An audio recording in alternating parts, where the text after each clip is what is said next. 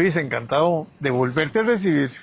Programa hace 2 años que estuviste conmigo, Yo creo que un poquito más, o pero un sí, poquito más. así es. No, muchísimas gracias, más bien, Jorge. Bueno, eh, y pues comentemos prácticamente las frustraciones de los dos. ¿Ah? Es que cuando a mí me hablan de que, digamos, hemos perdido a nivel, en una medición que se hace de la tasa de emprendimiento, digamos, a nivel mundial, pasamos de una posición o una puntuación de 11.33 a 5.5 en los últimos 10 años. ¿Ya? Una fue en el 2014, otra en el 2024. Quiere decir que es un fracaso. Así, con todas las palabras, es un fracaso. O sea, no estamos emprendiendo bien. Las pymes están con los graves problemas, a pesar de que tenemos un montón de instituciones y recursos y todo. Y hablan de 250,000 pymes, que bueno, yo no sé dónde están las 250,000 pymes, ¿verdad? Mucha burocracia, muy bonito el discurso político, ¿verdad? Pero la verdad es que mueren antes de nacer prácticamente, ¿verdad? Porque el acompañamiento no existe prácticamente, ¿verdad? Hay acceso de recursos, porque hay recursos en la banca de desarrollo, pero la otra es la burocracia. Esa burocracia de poder inscribir a los empleados en la Caja del Seguro Social, aunque ahora hay una nueva ley que permite que vaya por 20% por año, bajándole las cuotas, pero todo teóricamente muy bien.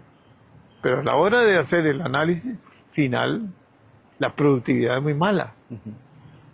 O sea, los empresarios, las pymes, primero algunos fracasan porque se meten en negocios que no pueden. Primero, segundo, que tienen que entender que el mundo está globalizado, que China es una competencia y que tiene muy bajos costos, ¿verdad? Sí. Y que nosotros tenemos que pagar salarios muy altos, casi los más altos de Latinoamérica, ¿verdad? Por horror. Pero no es eso. Es que ni siquiera las universidades acompañan a los empresarios, a los pequeños empresarios. No hay Ese vínculo. eh, vínculo. Ahí llegas y entonces ahí llenate un papel y como los empleados, como todo empleado público, las universidades públicas son empleados públicos. Y con este cuento de que tienen que dar reportes y todo, y cuando voy a comprar algo al Estado, cuando tengo que hacer, cuando el Estado tiene que buscar, digamos, quién le suple ciertos productos, ¿verdad? Y le piden un montón de loqueras, ¿verdad? A veces le dicen que reporte, por lo menos, bueno, que presente el estado financiero, y ojalá que sea auditado. Ya tiene por lo menos 3 años, ojalá, de operación. Y si no ha arrancado, apenas está comenzando, ¿cómo va a poder ser un proveedor del Estado? O sea, ese encadenamiento. Sí. Yo te lo digo porque es la realidad. Todo lo demás es puro humo. Y conste que yo quiero mucho al Make, ahí estuve, pero es que todo es frustrante. O sea, hasta ir a sacar una patente para hacer un negocito pequeño. La municipalidad te pide todo, que venga un inspector de la caja, que venga un inspector de salud, que presentes un informe de la... Bueno, perdóname pero que te diga eso, pero esa es la realidad. Sí. Todo lo demás es, para mí, un puro humo. Y ahora, claro, que ahora vienen todos los candidatos a al nuevo gobierno con las próximas elecciones, ¿verdad? Y van a decir que van a apoyar a las pymes. Cuando tenemos leyes, sobran. Es más, recientemente es una ley que se llama Ley de Incentivos Fiscales para Pymes, que es la 10.512. Un régimen simplificado, con empleos, con registro en el MEI, con inversiones, con incentivos, ¿verdad? Para el encadenamiento. Pero todo eso, todo en papel suena muy bien. Pero la verdad es que hagan las encuestas, que pregunten qué es lo que está pasando. Nadie pide resultados. No sé cuánto cuesta la operación de la banca de desarrollo, pero debe costar plata. Y en todos lados tenemos el sector empresarial representado en la Caja, en el INA. En todos lados tenemos un representante. ¿Y qué hacemos? O sea, vamos a seguir con la productividad, aumentando el desempleo, perdón, o el empleo informal, ¿verdad? Que es lo que la gente sigue pensando en el empleo informal, porque si yo tengo que pagar la caja y tengo que pagar esos salarios tan altos y no tengo productividad y no tengo apoyo en el acompañamiento, voy a cerrar. No duro mucho. Bueno, ya te metí con... Sí, yo creo que has tocado muchos temas importantes, Jorge. Yo ahí quisiera partir, yo creo que has tocado un tema clave, y el tema clave es productividad. Claro. Y partir de ahí, si uno lo ve desde un punto de vista más estratégico, es devolvernos, bueno, qué es lo que nos está afectando que en el segmento de micro, pequeñas y medianas empresas no estemos logrando saltos importantes que permitan una mayor productividad. Y ahí hay elementos que es importante analizar, ¿verdad? Por ejemplo, yo creo que hay temas conceptuales equivocados en el abordaje que se hace de micro, pequeñas y medianas empresas cuando pensamos que los programas que tenemos que dirigir hacia ese segmento están enfocados en el tamaño de la empresa. Hoy el tamaño de la empresa es poco relevante.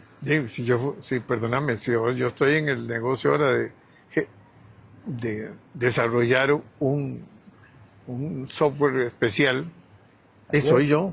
Es correcto. En la casa. Es correcto. ¿Sí? Aquí el tema y ese hombre es ese que puede generar una empresa de tamaño de lo que quieras en Estados Unidos o en cualquier lado. ¿Verdad? Entonces, cada vez menos el tema del tamaño de la empresa es un tema de clasificación administrativo, punto.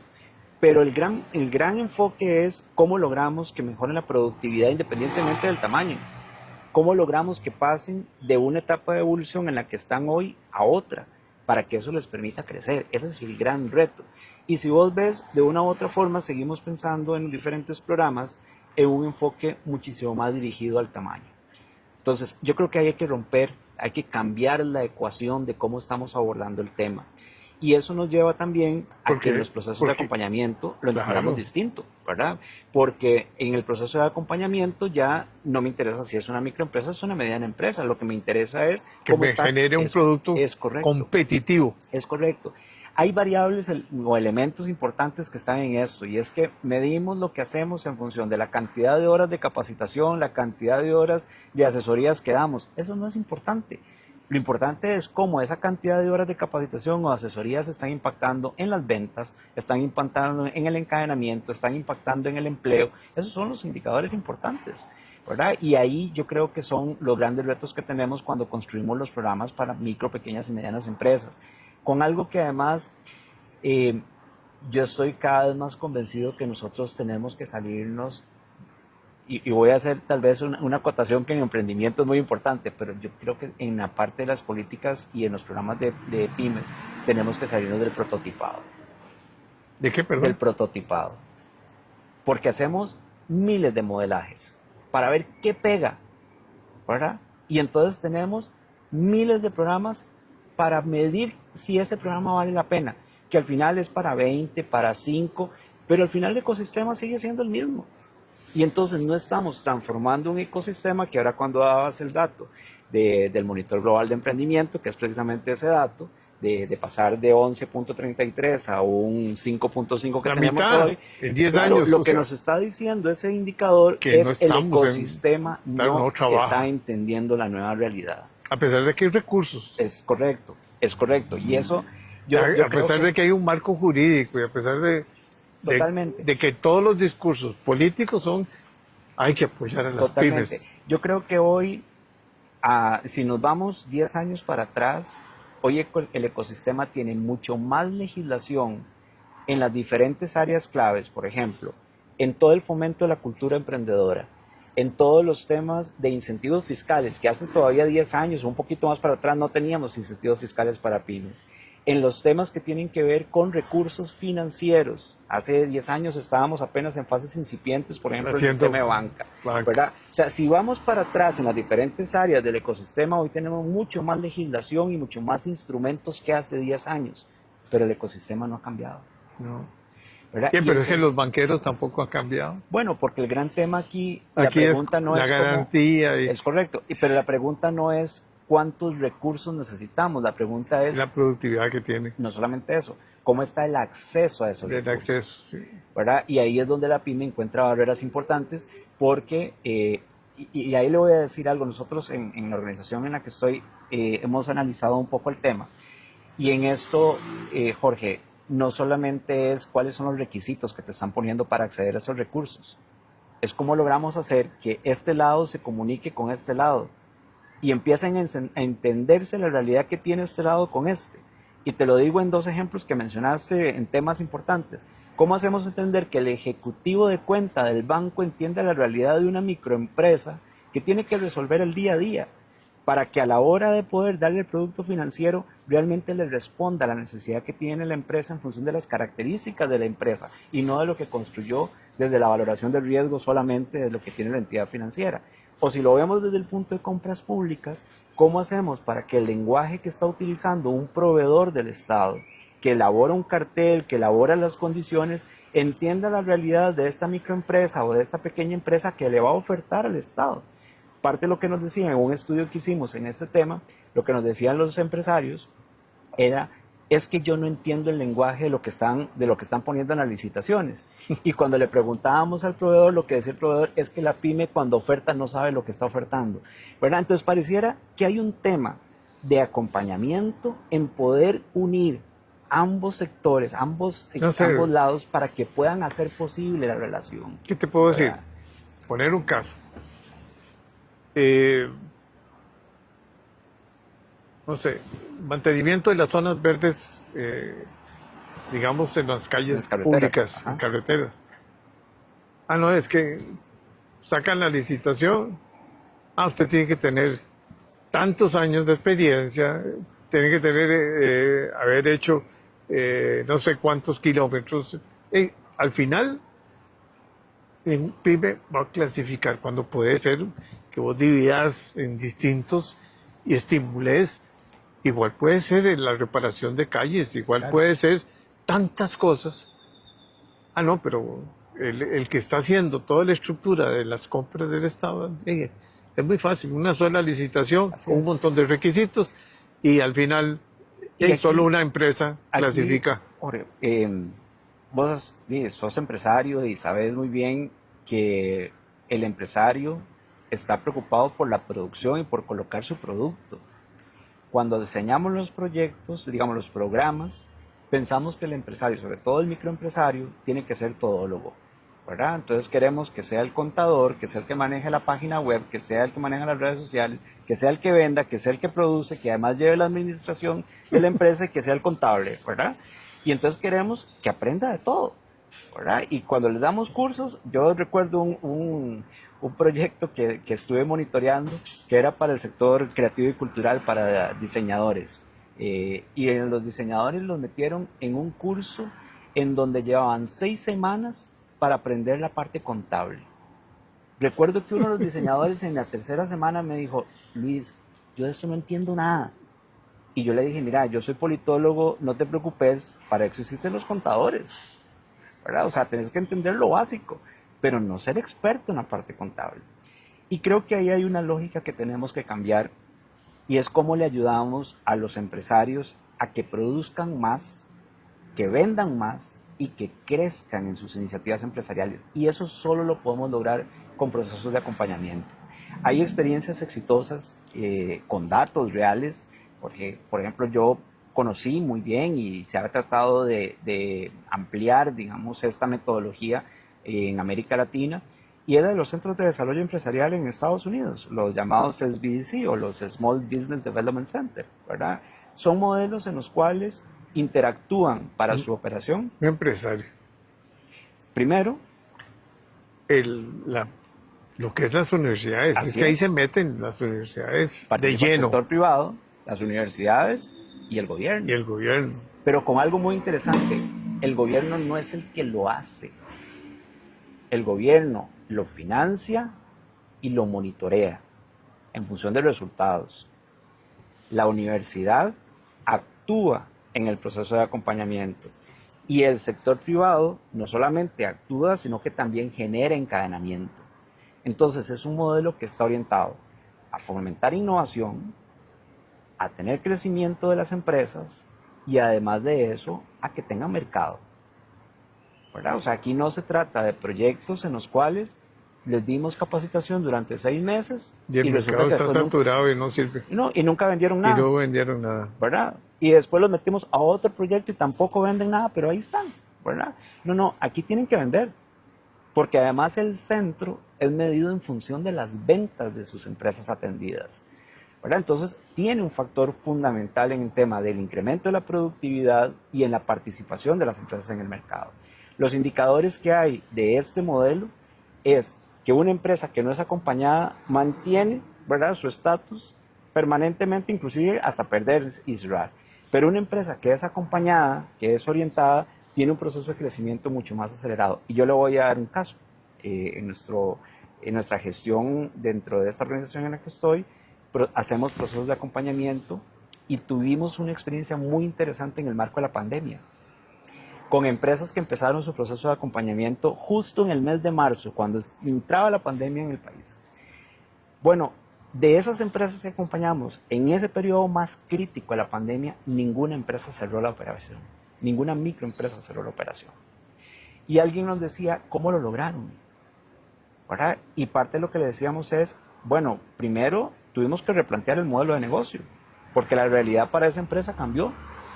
El empresario solo probablemente hubiera cerrado, como pasó con más de 8,000 empresas que cerraron en el país en el marco de la pandemia, de microempresas.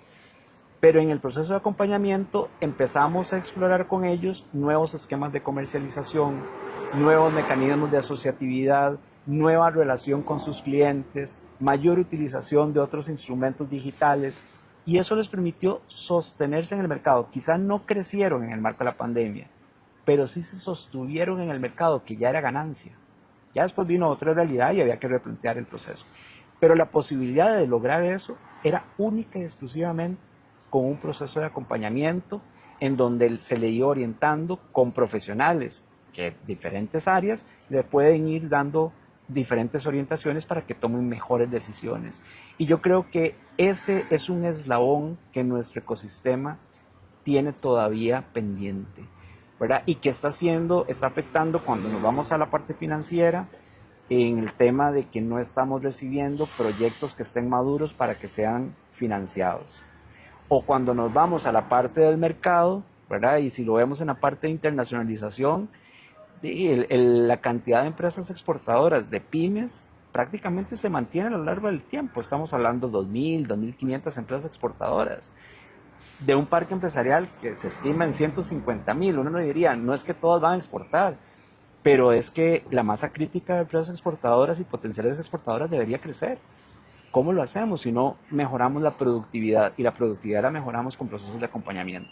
Entonces creo que ahí hay retos importantes en cómo le damos vuelta a la ecuación, porque hemos creado instrumental en la parte financiera, hemos creado instrumental en la parte, por ejemplo, de temas de internacionalización, pero todavía esta parte de poder atender de mejor forma el parque empresarial que tenemos para que pueda crecer, todavía no lo hemos hecho. Y usted entró mucho en su momento en el desarrollo de clústeres, por ejemplo, ¿verdad? En el desarrollo del desarrollo territorial y cosas por el estilo. Bueno, ¿qué pasa si con una variable de acompañamiento potenciamos más a empresas que pueden estar vinculados a esos clústeres y especializados en esas áreas. Y pensamos no solamente en los territorios o en los grandes temas tecnológicos y demás. A mí siempre me gusta pensar, por ejemplo, experiencias interesantes en la parte urbana, cuando uno ve lo que una alcaldía de Buenos Aires impulsó con la constitución de distritos temáticos en Buenos Aires, en donde especializó áreas que tienen que ver con pequeñas empresas en el tema de tecnología, pequeñas empresas en la parte gastronómica, ¿verdad? Son pequeños clústeres en donde no solamente han acompañado a las empresas para que sean exitosas en ese clúster, sino no que especializados y se encadenan también. Y han creado condiciones para el desarrollo en esos territorios. Eso sí lo pensamos desde el punto de vista urbano, pero si lo pensamos desde el punto de vista territorial, ¿qué pasa, por ejemplo, en zonas como la zona de Tilarán o toda esta área donde trabajamos una especialización en temas de producción de energía y microempresas vinculadas a la producción de energía, o en la zona sur del país a toda la parte de ecoturismo y cosas por el estilo, a la parte del wellness, por ejemplo, de las microempresas que están vinculadas a esto, pero especializadas y acompañadas para esto, ¿verdad? Entonces, hay temas de riquezas territoriales que también podemos potenciar. Y esto me lleva a algo, ahora que mencionabas el tema de China y demás, yo creo que en todo este proceso de acompañamiento hay factores innovadores o diferenciadores, más que innovadores, diferenciadores que todavía nosotros no ponemos en ecuación. Y es que posiblemente nosotros no podamos competir con una China por temas de costos, ¿verdad? Pero sí podemos competir con China por diferencias de raíces culturales y de riqueza natural que tenemos en función del desarrollo de microempresas o de pequeñas empresas vinculadas a esas cadenas de valor, ¿verdad? Ahí sí podemos, pero tenemos que encontrar lo que los territorios sí tienen y no lo que les hace falta, ¿verdad? Y entonces, cuando nosotros empezamos a trabajar esos elementos diferenciadores de los territorios, podemos potenciar empresas que estén vinculadas a esas riquezas que sí tiene el territorio para que puedan fortalecer cadenas de valor. Y la única forma de hacerlo es a través de procesos de acompañamiento. Sí. Hijo, este es un tema. Vamos a ver, yo creo mucho en los clústeres, definitivamente. En zonas, como te puedo decir, muy identificadas, donde hay recursos humanos también. Así es. Y donde hay, no sé, una riqueza natural especial, ¿verdad? Digamos en el caso del turismo, ¿verdad? Por poner un ejemplo, hey, si yo tengo una finca y tengo una laguna muy bonita y tengo una caída, una cascada muy bonita y tengo ojalá minerales en las aguas y todo, de ahí puedo sacar miles de productos, porque eso es una riqueza natural, mientras la cuide. Y ahí puedes hacer toda la creatividad del mundo, desde puentes hasta vender agua mineral especial que te va a dar una mayor longevidad. En fin, hay tantas cosas, porque se necesita mucha creatividad. Pero eso es, explicárselo a un banquero cuesta, ¿va? Y no solamente un banquero, inclusive algunos que están haciendo cosas de capacitación, ¿verdad? Claro. Y te voy a dar un ejemplo. Porque la capacitación tiene que ir con esa creatividad, con esa innovación, con ese sueño. Claro. Es que yo conozco, no sé, una pyme que es como la empresa que tiene esta muchacha, es una pyme. Tiene una cámara nada más y un trípode. Pero ella puede hacer locuras. Claro, absolutamente. Con las redes, puede hacer videos especiales, o sea, puede participar en cosas distintas a lo que el mercado donde está todo el mundo. Así es. O sea, vos tenés que aprender que la innovación es la base de todo. Yo tenía un amigo mío que es biotecnólogo del TEC dice que todos los biotecnólogos del TEC se van del país porque aquí no hay oportunidades. O sea, porque aquí hicieron una legislación en que no puedes hacer trabajos de investigación. Entonces, ¿cómo vas a tener un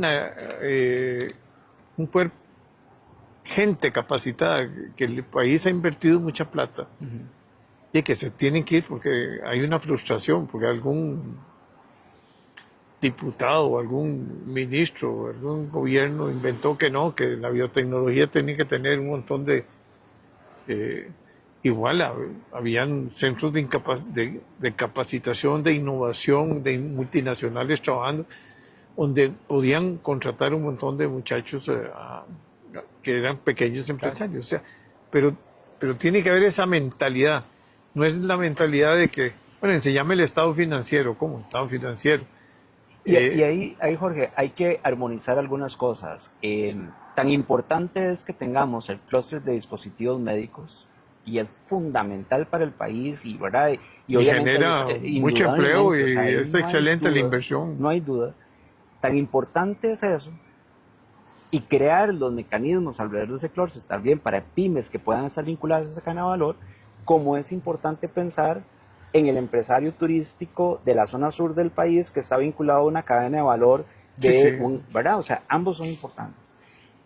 Voy a quedarme con el de la zona sur, ¿verdad? Sí, para utilizar de ejemplo.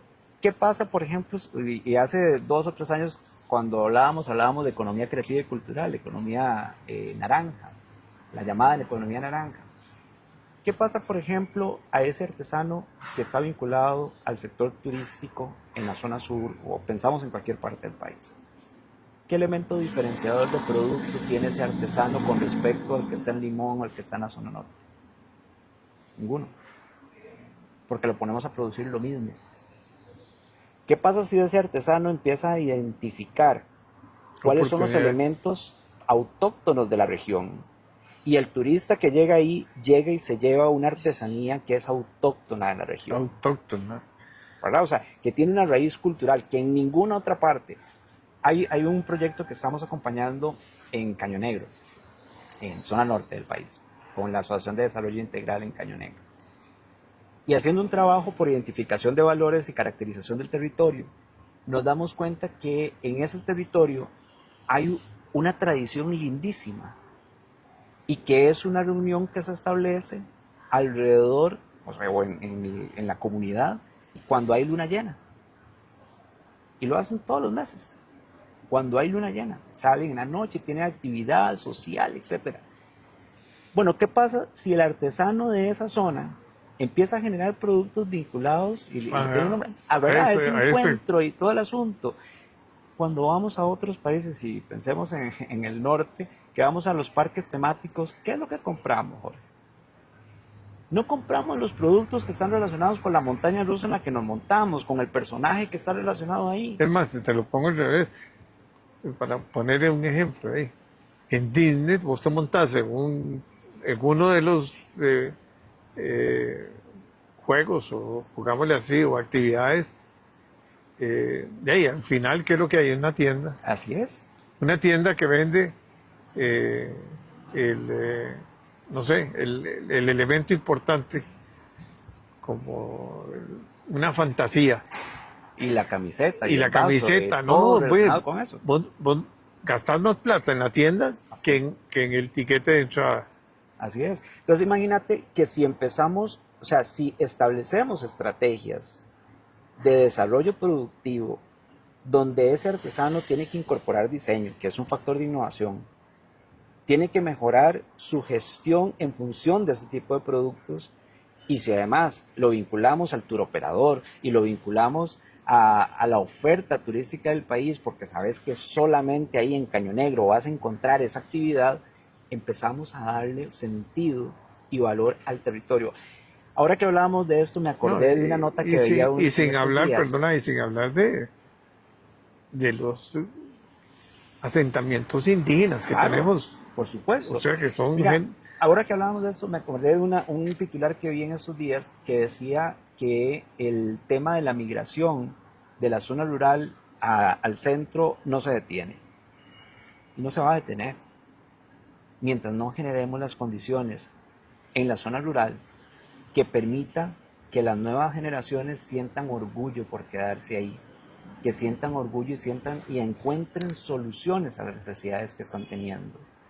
Y eso es un tema que tenemos que atender, y la única forma que lo atendemos, teniendo una lectura real de lo que es nuestro parque empresarial, de lo que es nuestro país, es que tenemos que estar claros en que tenemos que desarrollar cosas que puedan darle soluciones al 93-94% del parque empresarial que tenemos, y que pueda seguir creciendo y que pueda seguir generando innovación, entendiendo que la innovación no solamente es producto, también es proceso, ¿verdad? Entonces, que podamos ver ese tipo de cosas. Y que puedas, y la innovación es todo, es es. Arte, es música, Así es tecnología. Es un baile, es tecnología, todo es innovación. Así es. Pero la mentalidad nuestra, tristemente, es muy cuadrada. O sea, como que nadie ha entendido qué es cómo apoyar al sector de los emprendedores. Y la prueba de eso es que perdimos posición la mitad de nuestra calificación. Y lo triste de esto... Y eso significa pobreza, y eso significa desempleo, y eso significa informalidad. Y vos empezabas la conversación diciendo, bueno, viene un proceso electoral donde probablemente esto va a ser temas. Y yo te puedo asegurar que el gran planteamiento, primero, recuerdo a alguien que decía que las pymes están en bocas de todos y en manos de nadie, decía alguien, ¿verdad? Y en momentos como esos es cuando uno dice, eso puede ser más real. Pero además de eso, te puedo asegurar que los grandes planteamientos que se van a hacer es cómo generar mayor capacitación y cómo generar mayor financiamiento. Porque pareciera que las pymes tienen problemas de capacitación y problemas de financiamiento. No, aquí la gran pregunta que tenemos que hacernos es cómo vamos a mejorar el acceso de financiamiento, cómo vamos a mejorar el encadenamiento, cómo vamos a hacer más efectivo que la legislación y la normativa que tenemos se cumpla, y cómo vamos a lograr que la pyme mejore su productividad. Yo creo que esos son los grandes temas que un programa de gobierno y un planteamiento de un candidato o una candidata debería hacer, ¿verdad? Para poder pensar en que realmente estamos construyendo una solución al ecosistema de las micro, pequeñas y medianas empresas en el país. Yo me acuerdo cuando yo estaba en el programa de... Bueno, primero yo identifiqué un montón de clústeres, ¿verdad? Pero uno de los clústeres que yo impulsé mucho, bueno, dentro de las limitantes que tiene un ministerio, pues tiene muchas actividades, fue el turismo médico. O sea, así es. Pero hubo gente que me dijo, pucha, el turismo médico, competimos. ¿Cómo que no competimos? Es decir, un dentista en Estados Unidos, por sacarte una muela, te debe cobrar, no sé, 10 veces. Y estás a 2 horas de vuelo de Miami. Sí, claro, sí. Y claro, para nosotros sacarnos una muela cuesta mucha plata, pero nosotros no tenemos el poder adquisitivo que tiene, ¿cómo se llama?, los americanos, ¿verdad? Entonces ellos están acostumbrados a pagar por el servicio médico una suma importante. Igual es todo lo que es cirugía plástica y un montón de actividades. Pero solo hablar de eso ya era un tema. Pero hubo gente que dijo, bueno, pero ¿qué necesitamos? Apoyar la creatividad. Es un poco... Yo siento en la innovación y en gente que identifique esas oportunidades y que diga, pucha, hay una actividad importante turística, bueno, que nosotros sí en el sector turismo hemos logrado ciertos nichos, ¿verdad? En comidas y en costumbres y en las corridas de toros, en cuanta cosa, ¿verdad? Pero hay que explotar más eso. Bueno. Sí, así es, hay mucho de qué hablar. Yo creo que si nosotros pensáramos en construir un país en apoyo a la micro y pequeña y mediana empresa, estaríamos pensando en una lógica de intervención diferente. Claro. Y no solamente en temas puntuales, en una lógica en donde entendamos que el gran generador de empleo es la pyme, y este es un dato que ahí le dejo de tarea si lo podemos encontrar, pero tengo entendido que el impacto de la pyme en el Producto Interno Bruto se ha reducido en los últimos años. No lo han hecho público, pero es importante saber si todavía se mantiene en ese 34-35% que estaba reflejado antes, porque ahí es donde está el gran tema para atender pobreza, pero más que para atender pobreza, para generarle oportunidades a la gente, porque es indudablemente el gran empleador del país. Muchas gracias. Gracias, Jorge. Pero te voy a invitar cuando salgan los candidatos con sus discursos, ¿verdad? Con todo gusto. Con todo Porque gusto. yo creo que es bueno que los candidatos digan, no, yo creo que lo que hay que hacer es aumentar el empleo y que generarles, bajarle las tasas de interés. No, si no es bajar las tasas de interés, pero en todo caso, muchas gracias. No, gracias.